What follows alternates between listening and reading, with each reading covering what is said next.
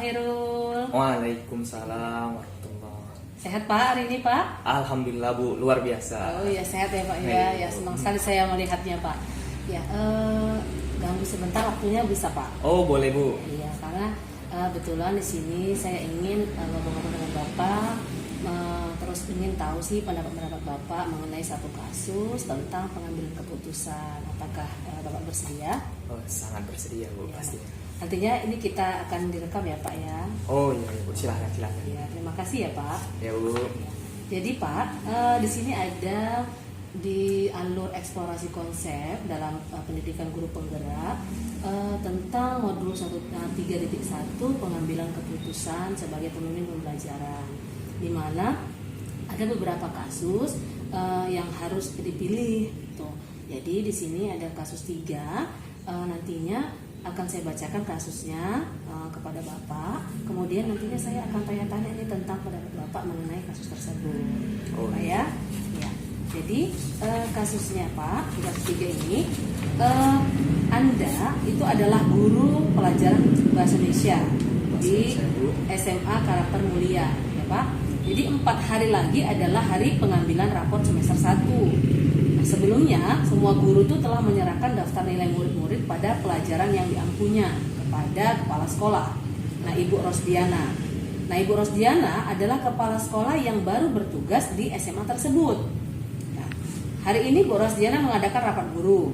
Nah, ia membuka pertemuan dengan berterima kasih atas kerja keras para guru dalam mengajar murid-murid selama ini, dan juga telah mengumpulkan nilai raport dengan tepat waktu. Kemudian ia menyampaikan bahwa secara umum nilai raport yang diberikan oleh guru-guru itu terlalu rendah dan tidak mencukupi untuk mendukung murid-murid ke PTN atau perguruan tinggi negeri ya Pak ya, melalui jalur nilai raport atau jalur tanpa tes.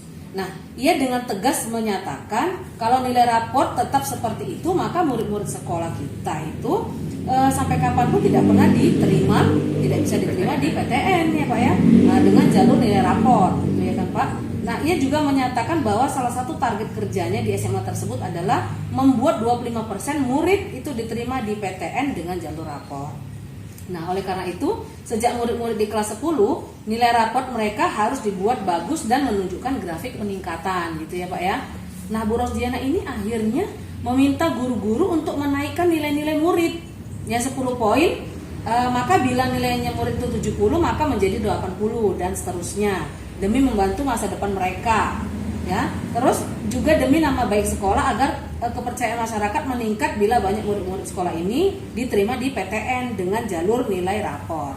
Nah, Anda atau Bapak sebagai guru tersebut itu telah mengajar di sekolah ini selama lebih 5 tahun, gitu ya Pak. Dan selama ini Anda atau Bapak ini merasa diberi otoritas dan kepercayaan penuh dalam memberikan nilai pada murid-murid Bapak.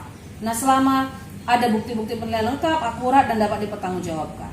Nah, Bapak ini merasa kredibilitas diragukan dan integritas Bapak dipertanyakan bila Bapak ini meningkatkan. Nah, kira-kira Pak, apa yang akan Bapak lakukan dan atas dasar apa nih Pak Bapak melakukan hal tersebut? Kira-kira apa Pak? Pendapat Bapak atau keputusan apa yang Bapak ambil mengenai kasus yang saya bacakan tadi? Pendapat saya tentang kasus tersebut Bu, yang pertama kan ini kasus sudah umum ya kan, untuk mendongkrak nilai-nilai siswa menjadi rata ditambah 10 semuanya kan Bu.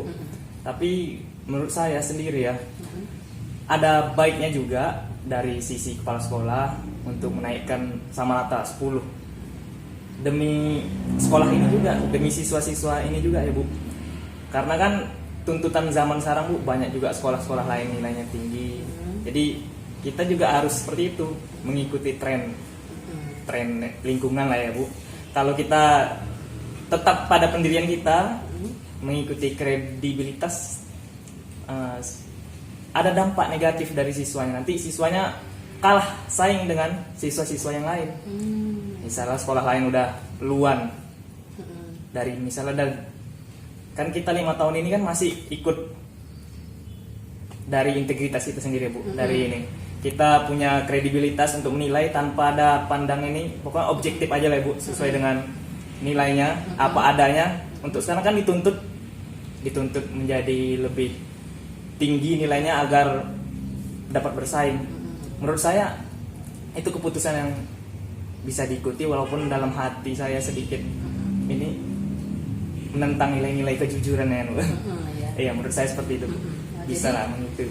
Jadi Bapak lebih mengambil keputusan untuk mengikuti aturan dari kepala sekolah dengan menaikkan 10 poin nilai-nilai dari siswa tersebut ya Pak ya. Iya, tepat sekali. Iya. Nah, kira-kira ada nggak alternatif lain atau kemungkinan keputusan lain mungkin Bapak berubah untuk tetap pada pendirian kredibilitas atau integritas Bapak selama ini yang Bapak pegang teguh selama 5 tahun kira-kira?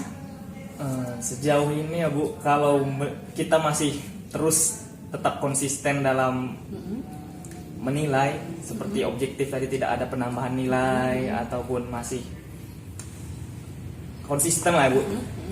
Ini dari sisi peserta didik kita nanti akan ketinggalan Bu, yang mana nanti siswa-siswa dari SMA lain atau sekolah lain nanti bisa memilih ke perguruan tinggi, khususnya yang perguruan tinggi favorit, atau untuk melanjutkan sekolahnya nanti akan terhambat nanti gara-gara kita kalau kita membuat keputusan yang lain. Misalnya kita terus konsisten dengan apa yang kita 5 tahun sebelumnya kita lakukan, kita di sini guru tidak sebagai fasilitator untuk menjembatani siswa meraih kesuksesan dengan Bu. Salah satunya untuk mengikuti PTN ini Bu. Seperti itu ya Pak ya.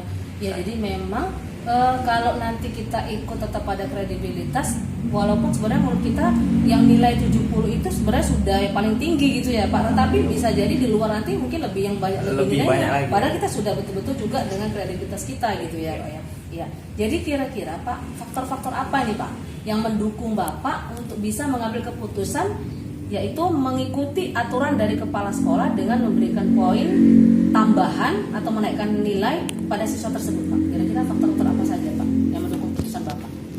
Iya, pertama kan kalau sekolah ini kan suatu tim ya Bu, satu organisasi, satu kepala, jadi harus lurus dari atas sampai bawahnya itu harus A, tidak ada yang boleh B gitu. Kalau dia berbeda satu, jadi dia nggak dinamik ya Bu. Nggak sesuai arahan yang satu dengan ini. Kita harus mengikuti apa yang dikatakan oleh kepala. Kalau tidak nanti bisa hancur nanti Bu. Iya. Ya betul ya Pak ya, benar sekali ya Pak ya. Jadi memang arahnya kadang-kadang di kelas 1 murid itu ya ke kelas 10 gitu ya Pak. Jadi bisa jadi pas bahasa Indonesia paling tinggi itu 80 ya Pak ya untuk kelas 1 ya Pak ya, kita menilainya 80 nih kalau tidak ada standarnya gitu kan, tidak ada standar yang sama 80. Nah begitu nanti di kelas 2 tiba-tiba yang paling tinggi dengan guru yang B bisa jadi 70, jadi padahal itu bisa paling tinggi tapi kan jadi jatuh ya Pak ya, jadi grafiknya jatuh, jadi di situ nanti siswa bisa gagal gitu ya Pak PTN ya Pak. Makanya bagus dari awal sudah gitu ditentukan dari mulai kelas 1 itu berapa sih nilai standar yang paling tinggi, kemudian agak naik grafiknya gitu ya Pak ya. Iya, benar. Jadi terima kasih sekali ya Pak ya atas pendapat Bapak dan keputusan yang Bapak ambil berdasarkan kasus yang saya ceritakan tadi ya. Terima kasih ya Pak ya atas kesempatannya ya. Demikian ya Pak ya. Assalamualaikum. Waalaikumsalam.